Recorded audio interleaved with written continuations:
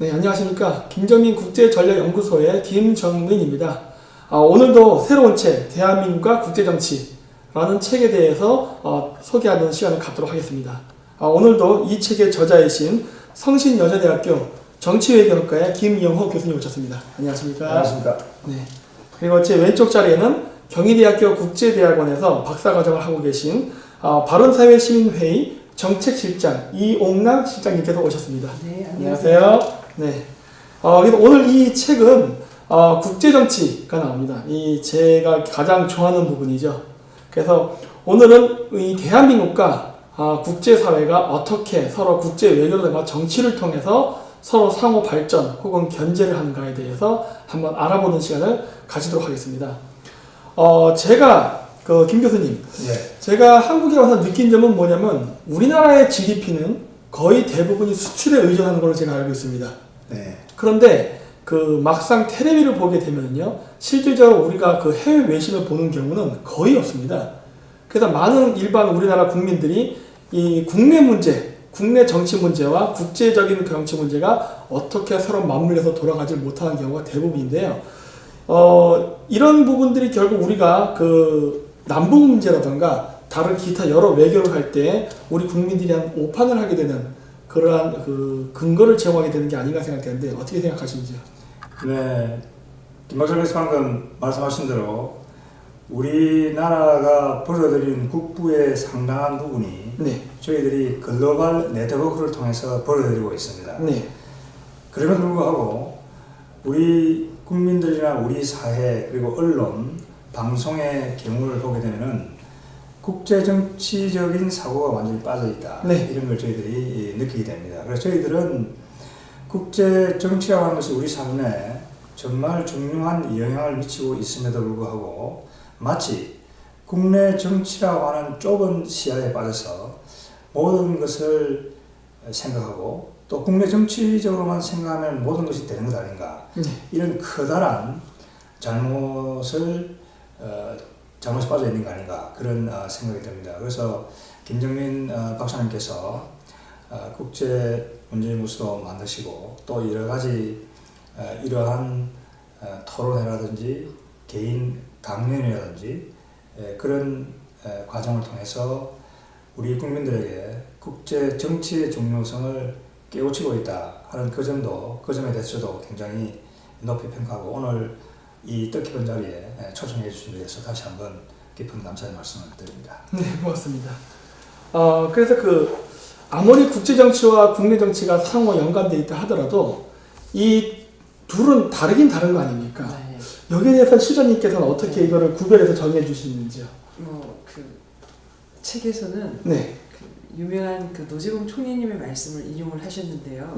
국내 정치와 국제 정치는 정치 양식, political mode가 다르다라는 설명을 해주셨는데 아무래도 그런 부분을 교수님께서 좀 부연 설명을 해주시고 저는 이 책이 기존에 저도 국제 정치학을 공부하고 있지만은 정말 다른 관점으로 보아야 될 게 우리가 대한민국이 과거의 역사를 보나 현재를 보나 또는 미래를 보더라도 국제관계와는 동떨어져서 우리 국내 정치도 해석할 수 없는데 심지어 대통령마저도 국제정치가 이렇게 중요한 줄을 몰랐다라고 최근에 발언함으로 해서 굉장히 저는 개인적으로 놀라웠기도 하고 그래서 우리가 21세기 제4차 산업혁명을 사는 이 시점에서 어떻게 국내 정치와 국제 정치가 동떨어질 수 없는 그런 부분에 대해서 교수님께서 좀 political mode가 어떻게 다른지와 결부시켜서 좀 설명을 해주시면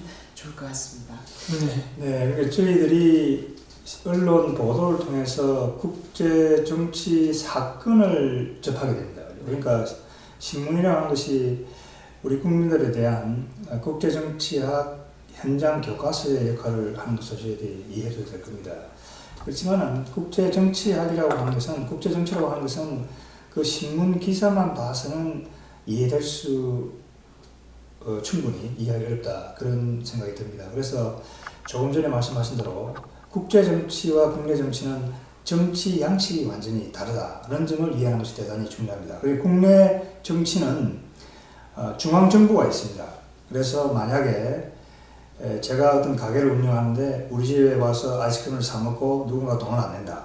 그러면은 경찰이 있고 또 검찰이 있어가지고 그 문제를 제가 거기 고소하면은 해결해 줍니다. 그렇지만 국제 정치의 영역이라고 하는 것은 한국 정부와 같은 중앙 정부가 존재하지 않는 무정부 상태입니다. 그렇기 때문에 국가들 사이의 분쟁이라든지 갈등이라고 하는 것은 이해관계가 조정이 될 수도 있겠지만은 이해관계가 조정이 안 될 경우에는 궁극적으로 전쟁 혹은 군사력의 사용을 통해서 해결될 수밖에 없는 그러한 아주 냉혹한 영역이다 하는 점을 저희들이 이해하는 것이 대단히 중요하다. 그러한 어떤 국제정치의 냉혹함은 우리 민족이, 우리 한국이 식민지를 경험했기 때문에 그 어떤 민족보다도 더 빼저리게 역사적인 경험을 통해서 느끼고 있으리라고 생각합니다. 그렇지만은 아까 김정민 방송에서 말씀하셨지만은 지금도 그러한 역사적인 경험에도 불구하고 우리의 사고에서 국제정치학적인 어떤 중요성이 빠져있거나 부족하다는 것은 국가 발전을 위해서 앞으로 큰 문제다 이런 생각이 듭니다. 그 보면은 이 아까 방금 전쟁을 말씀하셨는데 그 국가 간의 전쟁을 하는 것이 서로 마음에 안 든다고 침략하거나 하지는 않습니다. 왜냐하면 오늘날 이 국제사회 속에서는 이 이해관계가 꼭 그 전쟁 당사자만 있는 것이 아니라 그 주변 국가들도 스스로 자신들의 이해관계를 다 계산을 하거든요. 물론 주변 패권 국가들도 그런 어떤 지역 국가들의 갈등이 어떻게 전개돼야 스스로에게 유리한가라고 이런 계산을 다 하게 되는데 이러다 보니까 이 전쟁이라는 과정을 결정을 해서 진짜 실행 단계에 가기 전까지도 많은 그런 의사결정과 그런 단계가 필요하죠. 근데 이런 의사결정을 하는 그 과정 속에 있어서 지금 현재 전 세계에 약 200개 이상의 국가가 존재한다 하지 않습니까? 등록된 나라들이. 그런데 이런 등록된 나라들이 어떤 사안에 대해서 결정을 할 때 일반적으로 국민들이 생각하는 것은 모든 그 200개의 국가가 동일한 위치와 사회적 지위 이런 그 동등한 권리를 가지고 있다고 생각하시는데 실제적으로 국제사회에서는 그게 어떻게 적용이 됩니까? 이게 정말 200개의 나라가 동등하게 200분의 1로 권력을 가지고 있는 겁니까? 아니면은 좀 강한 나라에게 좀 더 많은 분량의 힘이 더 발언권이라든가 갖게 되는 겁니까? 그렇습니다. 국내 정치는 저희들 개인들이 모두 평등하다 이렇게 네. 이해를 하고 있습니다만 국제 정치는 불평등의 세계입니다. 이 점을 우리가 이해하는 게 대단히 중요합니다. 200개 국가들이 국제법적으로 평등하다고 흔히 주장이 되고 있지만은 네. 실질적으로 들어가 보면은 영토의 크기라든지 인구의 크기라든지 네. 경제력이라든지 군사력 이에 대해서 엄청난 관찰을 보여주고 있는 것이죠. 그래서 이 책이 강조하고자 하는 것은 불평등의 국제정치학입니다. 국제정치는 평등한 것이 아니고 국가의 힘의 차이에 따라 가지고 불평등하다. 그럼 그 불평등하다고 하는 것을 어떠한 국제정치학적인 개념으로 파악할 것인가?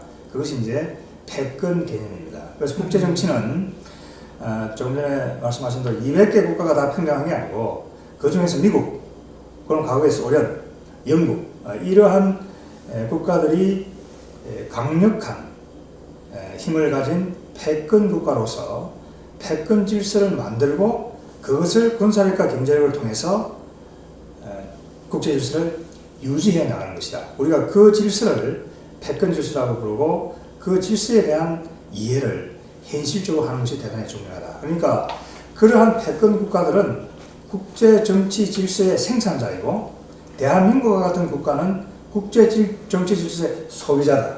이 점을 우리가 이해하는 게 중요합니다. 마치 한국과 같은 이런 중견국이라든지 또 다른 약소국들이 자신들의 힘의 한계를 모르고 우리가 마치 국제 정치 질서의 생산자인 것처럼 이렇게 착각해서는 안 된다. 그래서 한국 같은 국제 정치 질서의 소비자는 그 국제 정치 질서의 성격, 패권 국가의 성격을 소비자로서 분별력 있게 잘 선택하고 이해하는 것이 중요하다 하는 것이 이 책 전체를 관통하고 있는 주제라고 할 수 있습니다. 네, 저도 사실 우리가 일반적으로 얘기하는 현실주의적인 관점에서 이제 국제정치를 바라보면 많은 그 국제정치학 분야에서는 비판도 많고 네. 그렇지만 현실을 돌이켜보자면은 네. 사실 그 베스트팔렌 조약 이후에 네. 세계 제1차 세계대전이 일어나고 네. 국제연맹이라는 게 성립되었지 않습니까? 네. 그렇지만 국제연맹은 우드로 윌슨 대통령이 제안은 했지만은 막상 미국 의회에서는 이제 비준이 거부되고 네. 그러니까 자율적으로 소련도 참가를 하지 않고 네. 그래서 강대국이 이제 그 빠짐으로 해서 결국은 국제연맹이 그런 이제 제 역할을 다하지 못하고 세계 2차 세계대전으로 이제 연결이 되는 과정에서 또 여전히 이제 국제정치가 강대국 중심의 역사로 흘러가고 2차 세계대전 이후에 유엔이 생겨나고 비로소 이제 모든 국가는 주권을 가진 평등한 국가라는 이제 개념이 일반화되었습니다. 그렇지만 여전히 우리가 그 국제연합을 바라볼 때도 그 6개 메인 파티 중에 하나인 그 Security Council 안전보장 이사회를 네. 보면 여전히 5개 상임 국가가 있고 10개의 비상임 국가는 이제 뭐 2년 동안 바뀌는데 저는 여전히 이런 국제정치의 역사를 보면서도 불평등하다는 걸 느끼고 있고요. 더더군다나 우리가 한국으로 돌아와서 그러면 한국은 세계적인 차원에서 이런 패권 경쟁이라든지 패권 전쟁에서 어떠한 연관을 가지고 있었는지 좀 더 구체적으로 우리가 구한말부터 현재까지 좀 이런 과정을 보면서 교수님께서 좀 설명을 해주시면 이해가 더 잘 될 것 같습니다. 그러니까 세계적인 차원에서 전개된 패권 경쟁, 그것은 크게 세 번으로 저희들이 나누어서 생각할 수 있습니다. 구한말의 패권 국가는 대영 제국이었습니다. 대영 제국에 영국, 독일과 러시아가 도전했던 그것이 전 세계적인 차원에서 전개된 첫 번째 패권 경쟁이었습니다. 자, 구한말로 되돌아가 보면은 그 대영 제국의 패권에 도전했던 그 시기, 저희들은 그 패권 경쟁 시기에 일본에 의해서 식민지가 되고 말았습니다. 그게 첫 번째 패권 경쟁이 우리에게 미친 영향이었고, 두 번째 세계적인 차원에 전개된 패권 경쟁은 냉전입니다. 냉전은 미국과 소련이라고 하는 두 초강대국이 세계적인 패권을 차지하기 위해서 벌인 생산하는 전쟁이었습니다. 그러니까 1945년 저희들이 해방되자마자 분단이 되고 냉전이 심화되면서 미국과 소련 사이의 패권이 심화되면서 우리는 국토가 분단되고 말았습니다. 분단되고 급기야 북한의 남침에 의해서 1950년 6.25 전쟁을 경험하게 됩니다. 그러니까 두 번째 패권 경쟁도 우리가 비껴갈 수 없었습니다. 그러니까 지금 21세기에 들어와서는 미국과 중국 사이에 또 다른 패권 경쟁이 시작되고 있습니다. 그러니까 지금 한중간에 사드를 둘러싼 논란은 그러한 21세기 진행되고 있는 미중 사이의 패권 경쟁의 파도가 한반도에도 어김없이 밀려들어오고 있다라고 하는 것을 보여주는 하나의 사례라고 할 수 있겠습니다. 그러면 최근에 있었던 우리 남북 문제에 있어서도 그 문재인 대통령이 한번 그 한반도 운전자론이라는 걸 얘기했었는데 실질적으로 효율이 없었죠. 효과가 없었고.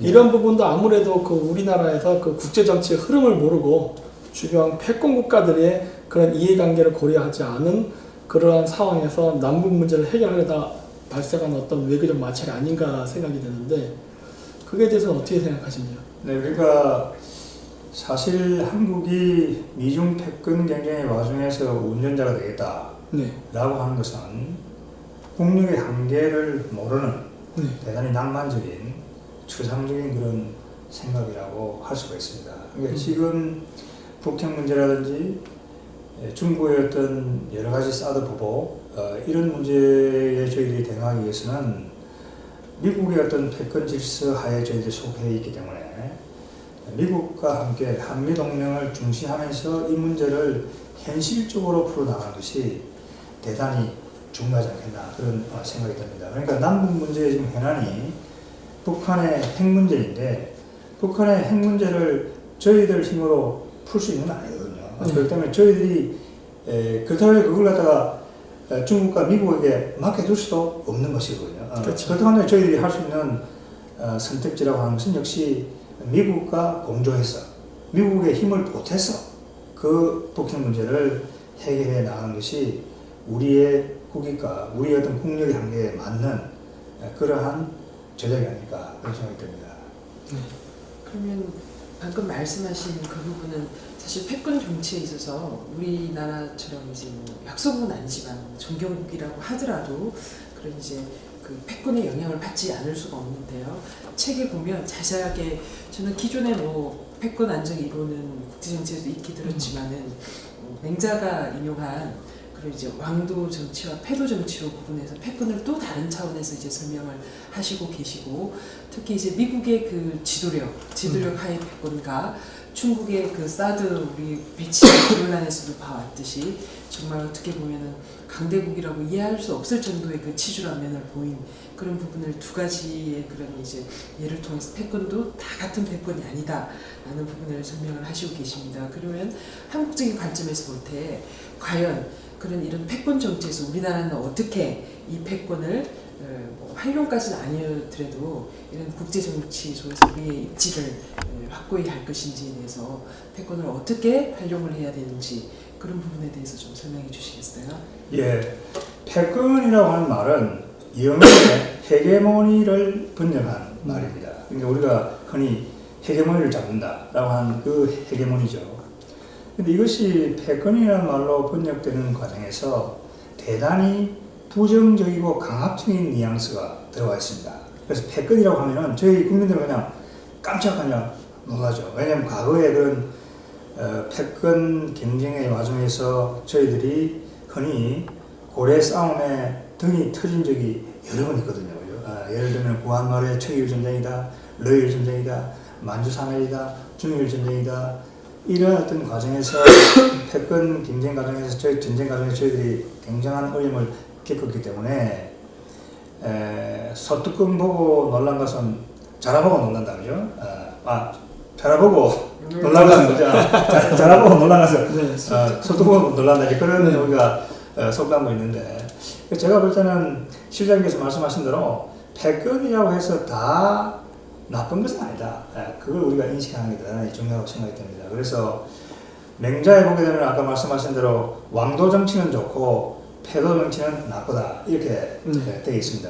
되어 있기 때문에 제가 말씀드린 이 헤게모니가 패권으로 번영되는 과정에서 그 의미가 충분히 전달되지 못하기 때문에 우리말로는 이 패권을 두 가지로 개념적으로 좀 구분할 필요가 있다 이런 생각이 듭니다. 그래서 왕도적인 패권, 패도적인 패권 이렇게 구분해서 본다고 한다면 패권이라든지 패권 국가라든지 패권 질서의 의미가 더욱 잘 이해가 될 수 있다 생각이 듭니다. 그러니까 왕도적 패권이라는 하는 것은 미국과 같은 패권 질서를 이야기한다고 할 수 있겠습니다. 그러니까 이 패권 국가가 그 영향권 하에 있는 국가들에게 강압적으로 하지 않고 항상 동의와 타협을 구하면서 질서를 운영하고 그 질서 운영에서 생겨나는 경제적이고 여러 가지 이익을 공유해 나가는 그러한 어떤 패권 질서를 저희들이 왕도적인 패권 질서다. 그것은 미국 중심의 패권 질서가 대표적인 사례라고 볼 수 있습니다. 그 다음에 패도적 패권 질서라고 하는 것은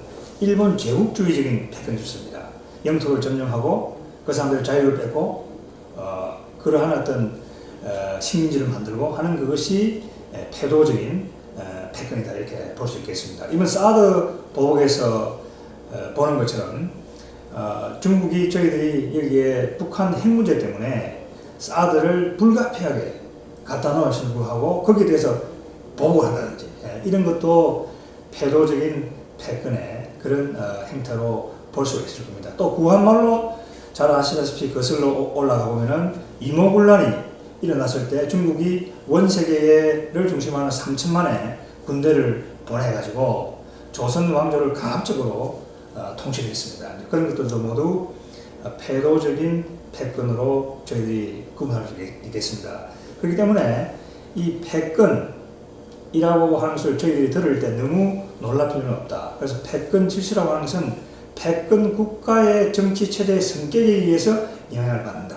그래서 만약에 히틀러, 그 다음에 독일의 히틀러, 소련의 스탈린이 전 세계를 장악하는 패권 국가가 되었다고 한다면 그 패권 질서의 성격은 완전히 달라졌을 것입니다. 그래서 지금은 미국이 패권 국가로서 패권 질서를 운영하고 있기 때문에 미국의 어떤 민주주의적인 정치 체제의 성격이 패권 질서에 반영이 되고 있기 때문에 이러한 어떤 패권 질서의 성격도 패권 국가의 정치 체제의 성격이나 정책의 차이에 따라서 달라진다. 그래서 제가 모두에 말씀드린 역시 저희들은 이런 패권 질서의 소비자로서 누구를 우리의 파트너로 택할 것인가, 이러한 어떤 전략적인 분별력을 갖는 것이 21세기 이 시점에 가장 중요하다, 이런 생각이 듭니다. 자, 그러면은 일단 패권이라는 그 단어 자체가 갖는 부정적 의미가 일단 일반인들 머릿속에 깊이 박혀 있습니다. 네. 자, 그렇다면은 우리가 패권 정치를 얘기해서 미국의 세계 패권 정치를 같이 이야기하는 경우가 상당히 많고, 저 운동권에서도 그런 이야기를 많이 하는데, 그렇다면은 어떻게 하면 일반 사람들에게 미국을 중심으로 한 패권 질서가 과거 대영 제국이라던가 아니면 뭐 소련이라던가 몽골 제국 이전에도 패권 국가는 많이 있었지 않습니까? 그런 것과 비교했을 때 어떻게 이것이 다르며 왜 이것이 더 좋은지 어떻게 쉽게 이해시킬 수 있는 방법은 없겠습니까? 그거는 이렇게 보시면 될 것 같습니다. 저희 대한민국은 1948년에 단정을 해가지고 미국 중심의 패권 질서에 속했습니다. 네. 그 70년의 역사를 보게 되면 그 과정에서 저희들이 정치 발전을 이룩했습니다. 경제 발전도 이룩했습니다. 이와 달리 북한은 소련 중심의 패권 질서에 48년 체제가 정권이 들어서 속했습니다. 북한은 지금 극도의 빈곤 국가이며 실패한 국가로 기록이 되고 있습니다. 그래서 제가 볼 때 이러한 역사적인 결과를 놓고 보더라도 어떤 나라가 어떠한 패권 질서에 속했었느냐가 그 나라의 미래와 운명을 결정하는 것이 아닌가, 이 점을 이해하는 것이 대단히 중요하다고 생각이 듭니다. 네. 저는 또 책을 읽다가 네. 조금 인상적인 부분이 케니스 월처죠. 케니스 월처의 그런 이제 국제 정치를 세 가지 이미지로 설명하는 부분이 있는데, 이 부분도 사실 우리나라 현실하고 국제 정치를 굉장히 잘 이제 연관지어서 설명을 하시는데, 일반인들이 볼 때 조금 더 조금 이렇게 와닿는 그런 쪽으로 설명을 좀 해주시면은, 사실 케니스 월처는 뭐 김 박사님이나 저나 국제 정치를 공부하시는 분들이면 정말 교과서적인 이제 분이시고, 저는 이러한 세 가지 이미지도 사실 이론상으로만 접했지 한국 현실과는 어떻게 이제 연관이 되는지 책을 통해서 굉장히 또 흥미롭게 읽었는데, 그 부분에 대해서 조금 구체적으로 설명해 주세요. 예, 아마 국제정치 이론 중에서 가상 국제정치 현실을 그래픽하게 설명해주고 있는 게 케니스 월처가 이야기하는 세 가지 이미지에 의한 국제 현실의 설명이라고 생각이 듭니다. 케니스 월처는 첫 번째 이미지, 두 번째 이미지, 세 번째 이미지로 국제 정치 현실을 이렇게 설명하고 있습니다. 사실은 전쟁의 원인이 어디 있는지를 설명하기 위해 세 가지 이미지를 발전시켰습니다만, 그 역시 국제 정치 현상을 설명하는 설명이 됩니다. 첫 번째 이미지는 국가 지도자의 어떤 성격, 특징, 그 정도. 그런 걸 가지고 국제정치 현상을 설명하는 겁니다. 두 번째 이미지라고 하는 것은 국제정치 현상을 특정 국가의 정치체제의 성격, 그 다음에 경제체제의 성격, 이런 것을 가지고 설명을 하는 것이 두 번째 이미지의 특징입니다. 세 번째 이미지는 국제정치 현상을 국제정치 구조의 특징으로 설명합니다. 그 차원이 이제 또 높아지는 거죠. 그러니까 미국과 소련이라는 두 초강대국이 존재하는 우리가 흔히 양극적인 구조라고 부릅니다. 양극 체제라고 그러죠. 그러니까 양극 체제, 국제정치적인 구조, 혹은 제가 모두에 말씀드린 대로 또 국제정치는 중앙정부가 없는 무정부적인 구조입니다. 그러니까 무정부적인 구조, 그 다음에 양극 구조, 혹은 강국이 많은 다극 구조, 이런 어떤 구조가 국가들의 혹은 정책 결정자들의 정책 결정에 영향을 준다, 그러한 의미입니다. 예를 들면은 미국과 소련이 냉전 구조를 이루어서 경쟁을 하고 있을 때에는 예를 들어서 북한이 남침을 했다. 그러면은 미국의 입장에서는 한국이라고 하는 이 존재가 한국 자체도 중요하지만은 소련과의 냉전적인 대결이라고 하는 그 구조적인 측면에서 영향을 준다는 것이죠. 미국의 어떤 그런 위신이라든지 미국의 어떤 영향권이 소멸이 된다든지, 그러니까 이것은 세 번째 이미지에 의해서 미국의 외교 정책을 설명할 수 있는 그런 것이라고 생각이 듭니다. 이 문제를 다시 한국으로 가져가 보면은 첫 번째 이미지는 역시 정치 지도자의 국제 정치관, 이것이 외교 정책에 커다란 영향을 미친다, 이런 생각이 듭니다. 그래서 예를 들면은 이 책에서도 자세히 제가 설명하고 있지만은 문재인 대통령이 낭만적 민족주의에 빠져 있습니다. 이것은 이러한 낭만적 민족주의적인 의식을, 생각을 가지고 있기 때문에 대단히 북한에 대해서 유화적인 정책을, 민족 공존이라든지 이러한 입장에서 이 문제를 풀려고 하는 것이죠. 그 다음에 두 번째 이미지에 따라서 보면은 한국과 북한은 정치 체제가 완전히 다릅니다. 그러니까 예를 들면 한국은 이 대북 정책을 결정할 때도, 그 다음에 외교 정책을 결정할 때도 국민 여론이 작동하는 것이죠. 그래서 그 체제의 성격이 영향을 미치는 것이고, 북한의 경우에는 이게 완전히 전체주의 독재 체제이기 때문에 지도자가 마음대로 자시할 수 있는 그러한 경향을 보인다고 하는 것이죠. 그래서 월처가 한 얘기는 이 첫 번째, 두 번째, 세 번째 이미지를 종합적으로 놓고 이 국제정치 현상을 이해해 들어간다고 한다면은 그 전체상을 이해할 수 있지 않을까, 그런 생각이 듭니다. 그래서 이 프로그램을 시청하시는 일반 시청자분들께서도 저희들이 신문에 나는 국제정치 현상을 볼 때 그것을 첫 번째, 두 번째, 세 번째 이미지에서 이렇게 생각을 해보게 되면은 그 전체적인 윤곽을 훨씬 더 잘 이해할 수 있지 않을까, 그런 생각이 듭니다. 이 책 그 중간에 보니까 그 정읍 발언이라는 단어가 나오는데 굉장히 저는 생소하다, 솔직히 처음 들어봤습니다. 왜냐면 솔직히 저희가 어렸을 때는 이승만 대통령에 대한 업적이라든가 정책에 대해서 거의 배운 게 없기 때문에 그렇거든요. 근데 이 내용에 대해서 좀 자세히 말씀해 주시겠습니까? 아마 대한민국 국민 중에 아마 아는 사람이 거의 없을 거라고 보는데.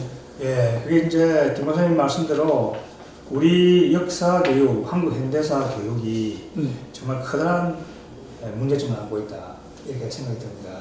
저희 때는 다 그 1946년 6월에 이승만 박사가 했던 정읍 발언에 대해서 다 공부하고 또 그 의미를 되새기고 했던 적이 있습니다. 그러니까 이 정읍 발언이라고 하는 것은 1945년 해방이 되고 나서 우리가 미국과 소련에 의해서 한반도가 분단되었습니다. 분단되어 가지고 미국과 소련이 합의를 해서 남북한을 통일하는 문제를 논의하고 있었습니다. 그런데 이승만 대통령이 보기에는 이 미국과 소련 사이에 냉전이 전개되면은 이런 상황에서는 통일이 불가능하다.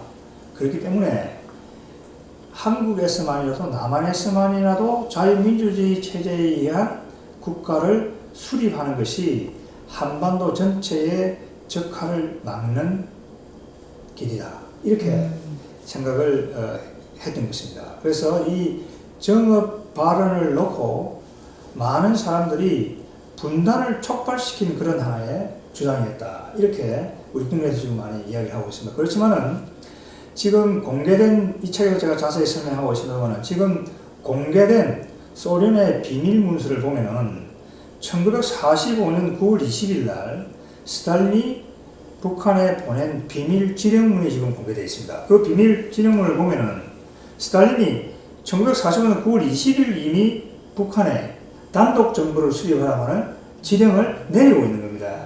그래서 뭐냐면 이게 단독 정권의 수립이라고 하는 것은 한국보다는 북한이 훨씬 더 소련이 앞서서 진행하고 있었다.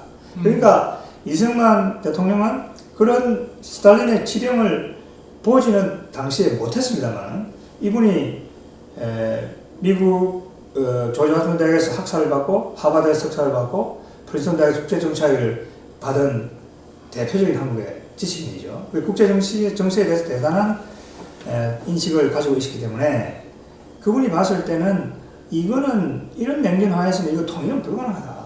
그렇게 해서 당시 미국은 대단히 나이브하게도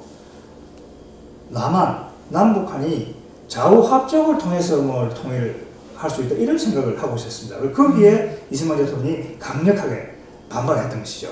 그러니까 북한은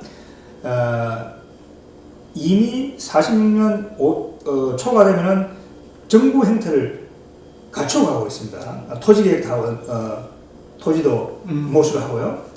그러니까 이승만 대통령을 봐서는 이렇게 두었다가는 북한에는 정치적인 실체가 먼저 생기고 여기는 나중에 거기에 흡수당할 수 있는 그런 우려가 있다. 그렇기 때문에 이 남한에서만이라도 자유민주주의 체제를 갖는 국가를 하루 빨리 세워야 되겠다. 이것이 정업 발언의 내용입니다. 그래서 제가 볼 때는 이 책에서 이것은 한국 외교 정책사에서 이승만 독트린으로 기록되어야 된다.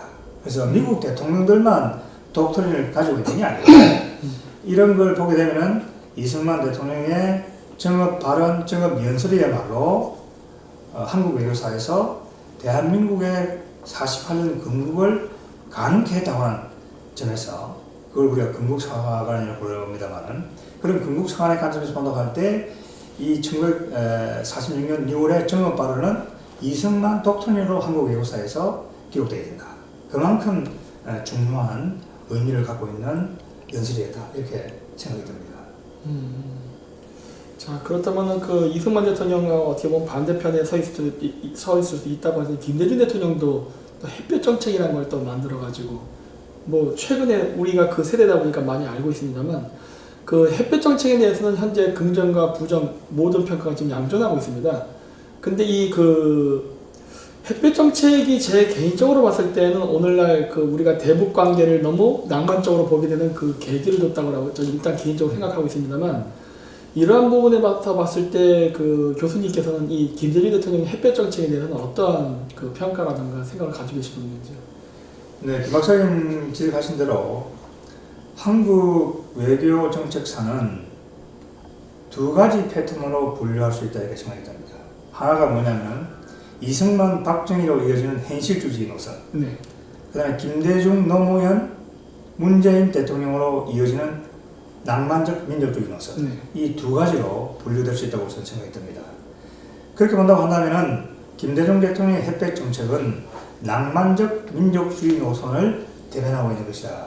이렇게 저희들이 볼 수가 있습니다. 그러니까 햇볕 정책이라고 하는 것은 이 북한에다가 어떤 경제 지원을 하면은 북한이 핵도 포기하고 덜 호전적이 될 것이 아닌가 이런 생각을 했다고 생각이 듭니다. 그러니까 여러분 그 이솝 우화에 나오는 이 차가운 북풍과 따뜻한 햇볕의 비유가 지금 햇볕 정책이에요, 그죠? 그게 뭐냐면 이솝 우화를 보게 되면 길 가는 나그네가 있는데 북풍과 태양이 길 가는 나그네의 옷을 벗기 경쟁을 하죠, 그죠? 그래서 우선 북풍이 차가운 바람을 불어가지고 옷을 벗기려고 하니까 길 가는 나그네가 추우니까 옷을 더 깨입었다. 그런데 태양이 따뜻한 햇볕을 이렇게 쪼이니까 그 길 가는 나그네가 옷을 벗어가지고 그 이솝 우화에서는 태양이 이겼다. 이런 지금 얘기죠. 그러니까 그게 뭐냐면은 햇볕 정책이라고 하는 것은 이 압박이나 봉쇄 정책이 아니고 북한에 대해서 유화적이고 경제적인 지원을 해주면은 북한이 이 자신들의 옷을 벗고 체제를 변화시키고 이런 것들이 가능하지 않겠는가 그런 이야기죠. 그죠? 그런데 문제는 그겁니다. 이 북한이라고 하는 이 나그네는 이솝 우화에서 이야기하는 것처럼 이솝 우화에서 목가적인 풍경으로 그리고 있는 것처럼 그냥 이렇게 보따리 짊어지고 가는 나그네가 아닌 것이거든요. 그죠? 핵도 가지고 있고 수십만의 군대를 가지고 있죠. 그 다음에 설령 햇볕을 쏘인다고 하더라도 그 길 가는 나그네가 북한이 잘 하듯이 동굴에 가서 숨거나 나무 그늘 밑에 숨으면 햇볕의 영향을 받을 수가 없거든요. 그렇기 때문에 이 햇볕 정책이 실패했던 이유는 우선 그 정책적인 전략적인 발상도 문제가 있었지만은 그 햇볕 정책을 가능하게 하는 전략적인 조건을 만들어내지를 못했다. 북한이 만약에 땅굴 속으로 햇볕을 피해서 땅굴 속으로 들어가면은 땅굴을 다 막고 나무 그늘 밑에 숨으려 하면 나무를 다 잘라가지고 이 북한이 끝없이 햇볕에 노출될 수 있는 전략적인 여건을 만들어야 된다는 얘기죠.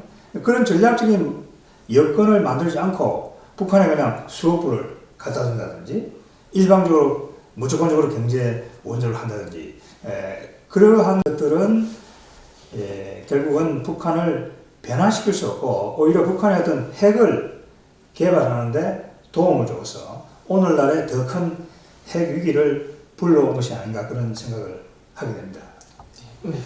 저는 그 김대중 정부의 핵백지 정책 그 부분에는 굉장히 많은 문제점이 있었지만은 사실 우리가 그 책 제목에서도 알려졌다시피 대한민국과 국제 정치를 우리가 알아야 되는 이유 중에 하나가 건국혁명 또는 산업혁명을 통해서 앞으로 이제 통일혁명을 앞두고 있는데 그 통일에 있어서 이제 대북 정책은 어느 정부에 있어서 중요한 정책이고 특히 이제 그 좌파 정부가 들어설 경우에 정말 그 우리 자유민주주의 체제와는 정말 동떨어진 정책을 펼치는데 이번 문재인 정권에서도 사실은 이 책에서 날카롭게 지적하고 있다시피 그런 낭만적 민족주의에 대한 그런 외교적인 그 정책이 또 다른 문제점을 야기하고 있다. 사실 이 부분에 대해서는 최근에 이제 교수님께서 그 월간조선 2호로에서도 인터뷰를 하셨고 또 외국의 언론이라든지 미국의 그 CSIS의 그런 이제 그 글을 통해서도 배포를 하셨는데 우리가 왜 그 문재인 정권의 낭만적 민족주의가 그런 이제 그 외교 정책에 있어서 부작용으로 나타나는지에 대해서 또 설명 부탁드립니다. 이번 평창 올림픽에 여자 아이스 하키 팀이 단일팀을 구성했습니다. 네. 그래서 그걸 바라보는 우리 특히 젊은이들의 시각이 양분되었던 것으로 기억이 납니다. 그러니까 우리 한 젊은이들은 이 평창 올림픽이라고 하는 것은 김정은이가 이야기하듯이 민족의 대사가 아니다. 이것은 대한민국의 대사다. 대한민국이 외교적인 노력을 기울여서 대한민국이 유치한 그러한 이 올림픽이다. 그렇기 때문에 그리고 우리 아이스하키 여자 선수들은 수년간을 이 시합을 위해서 스스로 노력해 왔는데 북한 선수와 단일팀을 구성하기 위해서 자기의 어떤 그 노력이 헛사로 돌아간다. 그걸 젊은이들이 받아들일 수 없는 것이죠. 그러니까 그러한 어떤 젊은이들의 입장에서는 북한도 유엔의 회원국이고 IOC의 회원국이니까 국가로 그냥 참여를 해라. 그렇게 해서 당당하게 경쟁을 했으면 되는 거 아니에요. 그게 이제 하나의 시각이 있었고 역시 두 번째 시각은 낭만적 민족주의 시각이죠. 남과 북이 하나다. 우리는 하나의 민족이다. 그러니까 이걸 단일팀을 구성을 해서 이 올림픽을 치르자. 그것은 대단히 제가 보기에 낭만적 민족주의적인 입장에 서 있다고 생각이 듭니다. 그러니까 뭐냐면 이 낭만적 민족주의라고 하는 것은 남북 관계를 자유민주주의 체제, 전체주의, 북한의 전체주의처럼 체제적인 관점에서 접근하는 게 아니고 민족은 하나다. 그러니까 다분히 종족적이고 혈연적인 그런 민족의 관점에서 남북 관계를 보는 것이죠. 그죠? 그렇기 때문에 이러한 낭만적 민족주의적 입장에 설 때는 이러한 체제 문제가 증발해버리고 마는 것입니다. 그렇게 될 경우에는 심지어는 어떤 현상이 생기느냐. 북한이 주장하는 것처럼 북한이 개발하는 핵무기는 민족의 핵이라고 하는 것이죠.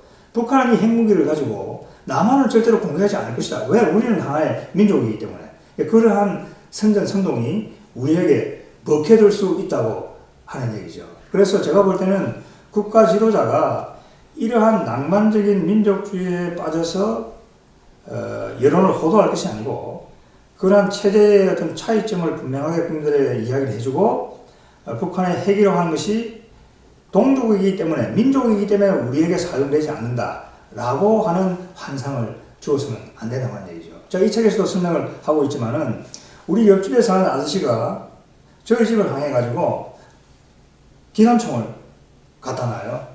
근데 다음 날에는 대포를 갖다 놔요. 그럼 무기를 많이 갖다 놔요. 제가 그래서 그 옆집 아저씨한테 물어봅니다. 아저씨 왜 자꾸 저희 집을 향해서 무기를 많이 갖다 놓습니까? 그러면 그 아저씨가 제가 하는 얘기가 김 교수님 걱정 마세요. 저는 김 교수는 이런 무기로 가지고 김 교수님을 공격할 의도가 전혀 없습니다. 이렇게 이야기를 한다는 거죠. 그러면 제가 그 옆집 아저씨의 말을 듣고 방에 들어가서 밤에 잠을 편안하게 자면은 제가 바보밖에 안 되는 거죠. 왜?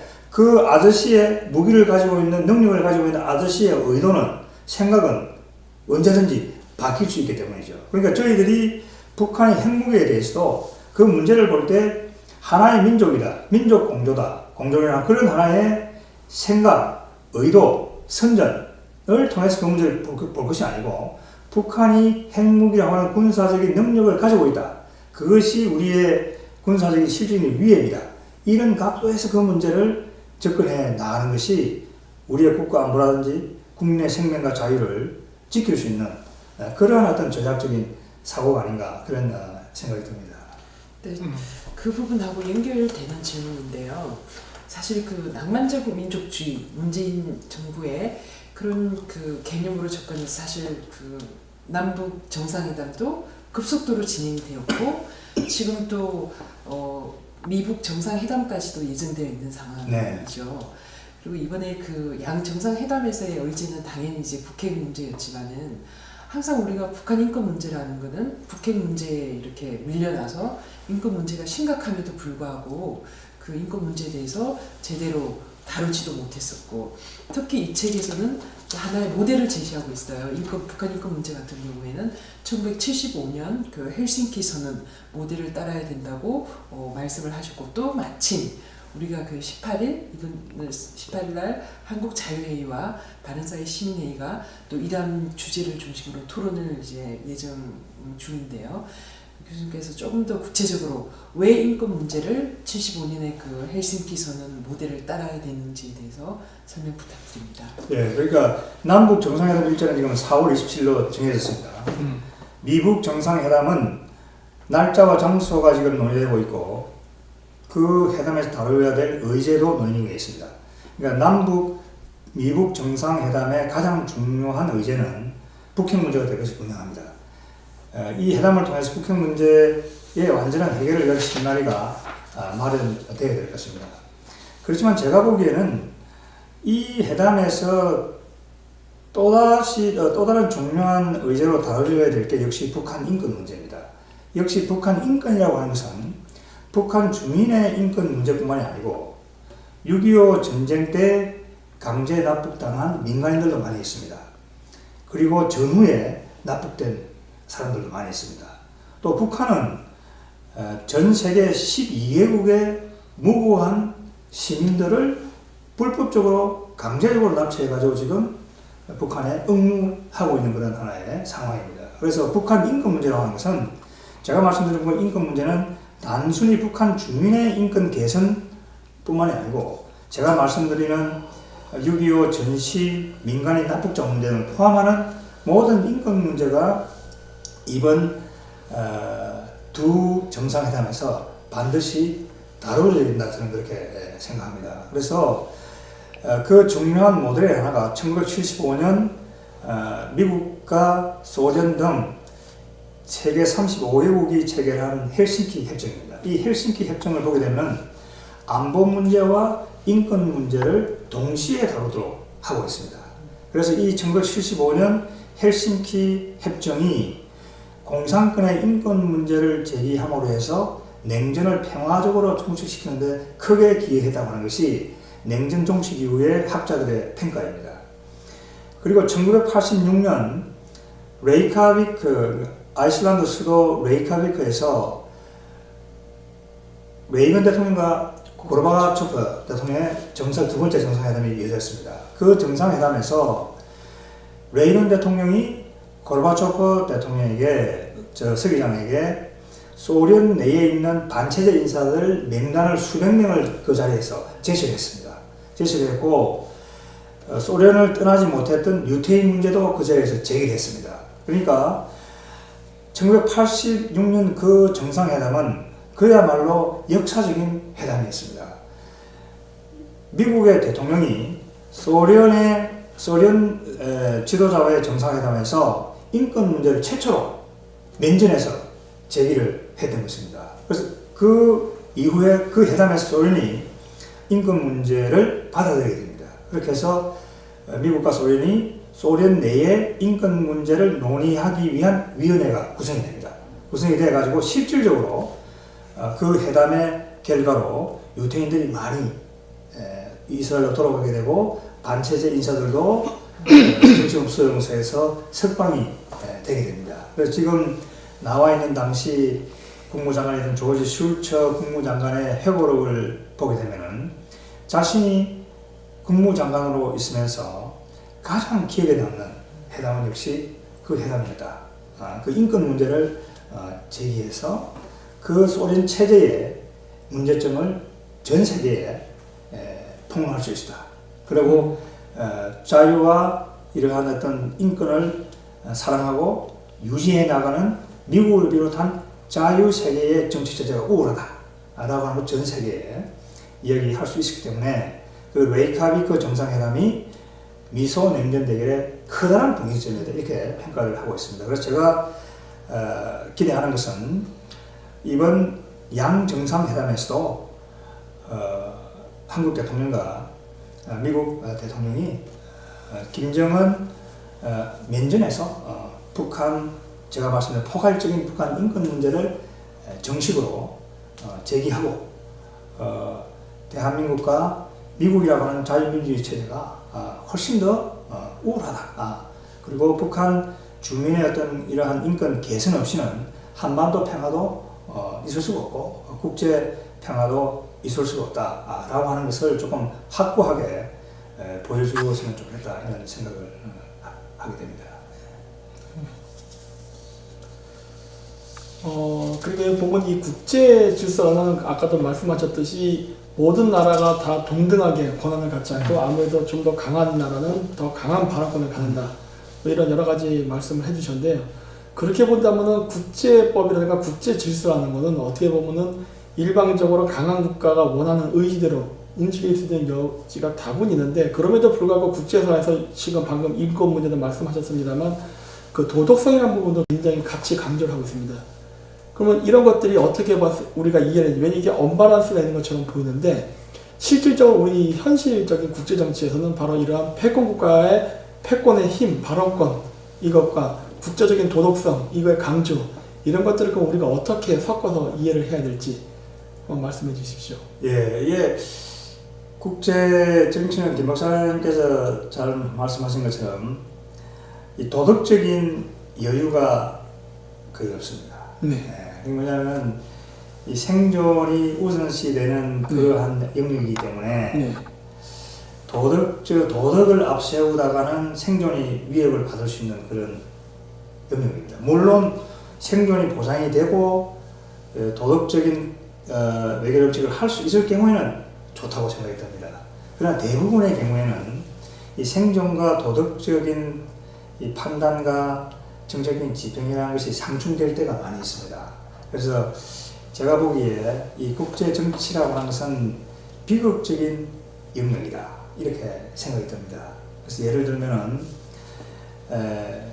이 국제 정치라고 하는 것은 도덕적인 목적을 달성하기 위해서 비도덕적인 수단을 사용하지 않으면 안 되는 그런 영역입니다. 예를 들면은 제가 국가 지도자로서 저에게 주어진 임무는 국민의 생명과 재산을 지키려고 하는 만약에 대통령이 부여되어 있는 겁니다. 근데 그 대통령은 그 목적을 달성하기 위해서는 폭력의 사용이라든지 전쟁이라든지 군사력의 사용이라든지 혹은 때로는 강압적인 외교라든지 이런 비도덕적인 수단을 선택할 수밖에 없다고 하는 것이죠. 예, 그래서 이 책에서 제가 예를 들고 있습니다만 우리 이 성신여대 학생이 졸업을 해가지고 기업에 취직을 했습니다. 취직을 하게 되면은 신입사원 연수회에 가겠죠. 그럼 그 방을 통상적으로 두 사람에게 쓰게 한다. 그러면 자기 룸메이트가 이러한 종교적인 신념을 가지고 있습니다. 나는 절대로 사람을 죽여서는 안 된다. 라고 하는 종교적인 신념을 가진 룸메이트와 같은 방을 쓰게 됐다고 생각을 해보죠. 그러면은 우리 성신여대 출신의 그 신입사원은 밤에 잠은 편하게 잘 수가 있을 겁니다. 왜? 죽을 염려는 없으니까. 그죠? 왜? 그 룸메이트가 사람을 죽여서는 안 된다는 종교적인 신념을 가지고 있는 사람이니까요. 그렇죠? 그렇지만은 만약에 어떤 대통령 후보가 나와가지고 내가 가지고 있는 종교적인 신념은 사람을 절대로 죽이서는 안 된다. 라고 하는 신념이다. 그래서 나는 대통령이 되면은 이 종교적인 신념에 따라서 한 사람도 죽이지 않을 것이다. 라고 한다고 한다면은 국민 어느 누구도 그 사람을 대통령으로 뽑으려고 하지 않을 겁니다. 왜? 대통령인 자리는 자신의 도덕적인 신념을 관철시키는 것도 아니고 정의적인 신념을 관철시키는 것도 아니고 오로지 국민의 생명과 재산, 번영이라고 하는 국가 이익을 위해서 대통령의 직을 수행하는 것이요. 그렇기 때문에 제가 볼 때 이 국제 정치라는 것은 도덕성이 상당히 애매모호한 영역이다. 도덕적인 여유를 가지는 것이 대단히 어려운 영역이다. 그럼에도 불구하고 제가 아까 말씀드린 대로 레이건 대통령 같은 경우에 그러한 인권 문제를 미소 정상회담에서 실행할 수 있는 여지를 찾았던 것입니다. 그 당시 회담 내부에서도 많은 사람들이 레이건 대통령에게 인권 문제를 제기하지 말 것을 참모들이 건의를 했습니다. 레이건 대통령은 그걸 뿌리쳤습니다. 왜? 자기의 신념이니까. 그렇게 해서 그것을 자기가 봤을 때는 분명히 실행될 수 있다고 판단했던 것 같습니다. 그러니까 그 도덕적인 여유가 없음에도 불구하고 그러한 인권 문제를 제기해서 그런 여건을 만들고 그것을 실행시킨 그 정치인은 역사가 역시 위대한 정치이다. 그렇게 평가를 하는 것입니다. 그렇지만 역시 저희들이 국제 정치를 연구해 보면은 국제 정치는 이 도덕성의 영역이 대단히 좁다. 대단히 비극적인 영역이다. 그렇게 해서 제가 볼 때 국제 정치를 바라보는 국민들이나 국제 정치를 실제로 집행하는 정책 결정자도 이 국제 정치가 가지고 있는 비극적인 측면, 이것을 잘 이해하는 것이 필요하다 이런 생각이 듭니다. 그래서 이탈리아의 위대한 정치 사상가 마키아벨리는 이런 이야기를 한 적이 있습니다. 나는 내 조국을 내 영혼보다 더 사랑한다. 그러니까 자신의 어떤 그런 도덕적인 신념이나 종교적인 어떤 생각보다는 국가 지도자는 자기의 영혼보다는 국가 이익을, 그 나라를 사랑해야 된다. 그런 비극적인 개인으로는 상당히 비극적이겠죠. 그런 비극적인 측면을 잘 이해하는 것이 지금 남북 미국 정상회담을 앞둔 시점에서 저희들이 다시 한번 생각해 봐야 될 그런 문제가 아닌가 생각이 듭니다. 그럼 이런 그 비극적인 국제 질서, 그 다음에 또 미국과 중국의 그 패권 경쟁이 지금 치열하게 벌어지고 있는 상황이고, 조만간 이제 미국과 북한이 또 회담을 하려는 이런 시점에서 우리나라는 그럼 어떻게 이런 국제 질서 속에서 우리 대한민국이라는 나라가 주권을 가지고 생존뿐만 아니라 더 발전하기 위해서는 어떠한 전략을 가지고 어떤 비전이라든가 이런 거를 생각해야 될지 한번 말씀해 주십시오. 제가 볼 때 이런 문제를 저희들이 생각할 때 가장 중요한 것은 역시 국력의 한계를 인식하는 겁니다.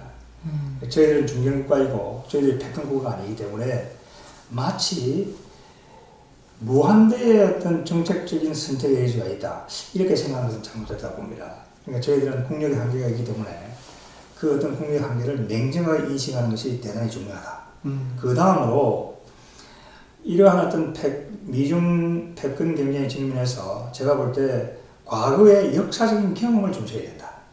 대단히 그러한 현실주의적인 인식을 갖는 것이 중요하다고 생각이 듭니다. 지금 대한민국은 48년에 건국되고 70년 동안 미국이라고 하는 왕도적인 패권 질서하에서 민주화와 경제 발전을 이룩하고 미래의 어떤 발판을 다져나가고 있습니다. 그리고 현재 우리가 직면해 있는 이 북핵 문제만 하더라도 미국과의 협조 없이는 이 문제를 풀 수가 없다. 그렇죠. 이런 점들을 저희들이 잘 이해하는 것이 중요하다는 생각이 듭니다. 그래서 한미 동맹을 저희들이 더욱더 공고히 하고, 과거의 역사를 중시하는 어떤 역사적인 경험을 중시하는 현실주의적인 인식, 그 다음에 국력의 한계를 분명하게 인식하는 그러한 어떤 전략적인 생각, 거기에 바탕을 둔 국가 전략, 이런 것들이 현 시점에서 절실히 요청되고 있다 하는 생각이 듭니다.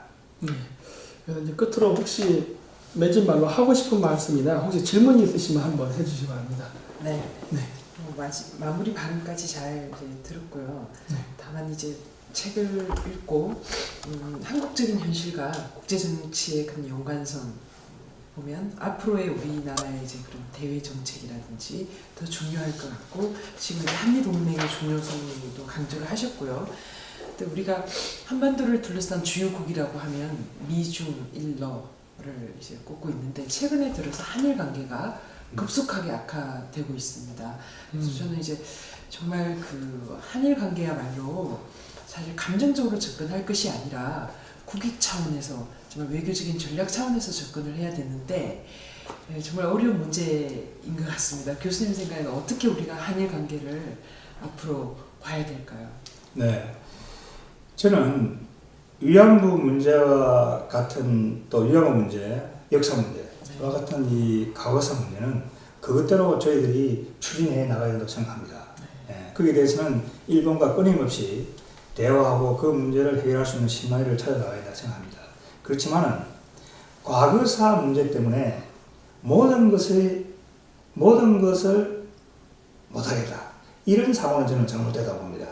과거사 문제에 대해서 일본의 어떤 해명을, 그 다음에 책임 있는 행동을 요구하되, 동시에 북핵 위기가 있기 때문에 또 미중 패권 경쟁이 진행되고 있기 때문에 일본과도 안보 문제에 있어서는 긴밀한 협력 체제를 구축해 나가야 된다고 저는 생각을 하고 있습니다. 실질적으로 북한이 내일 당장 남심을 해온다고 하면은 일본은 우리의 군사적인 후방 기지가 됩니다.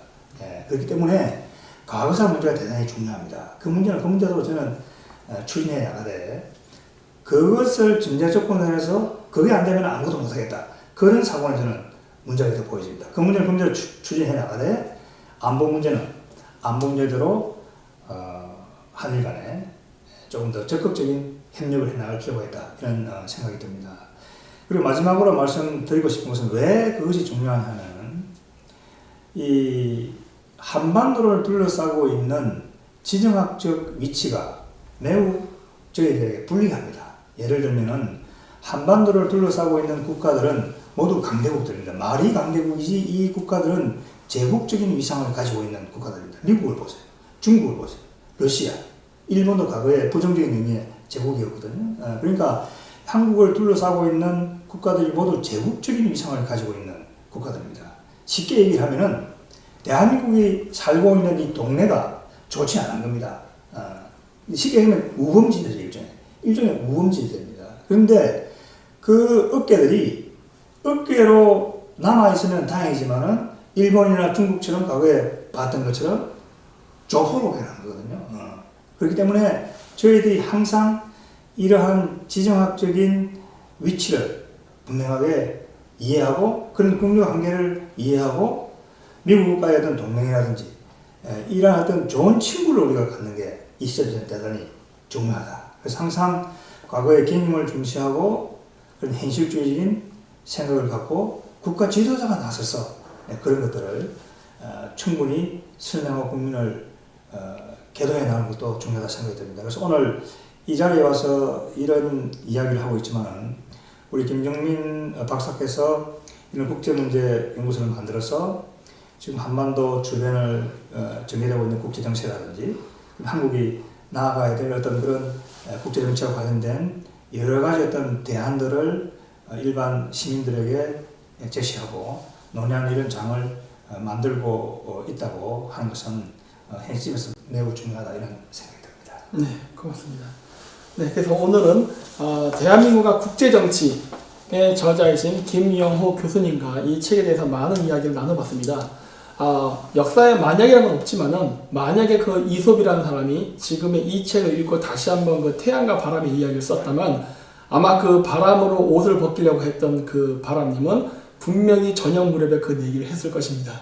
왜 그렇게 되냐면, 나중에 바람이 불어서 나그네가 옷을 벗지 않는다면 그 다음에 햇볕 처리가 돼도 이미 저녁이 되었기 때문에 아무리 해를 강하게 비추려 해도 햇빛은 약할 것이며 결국 나그네는 그대로 옷을 입은 채로 걸어가고 하루가 지났을 거기 때문입니다.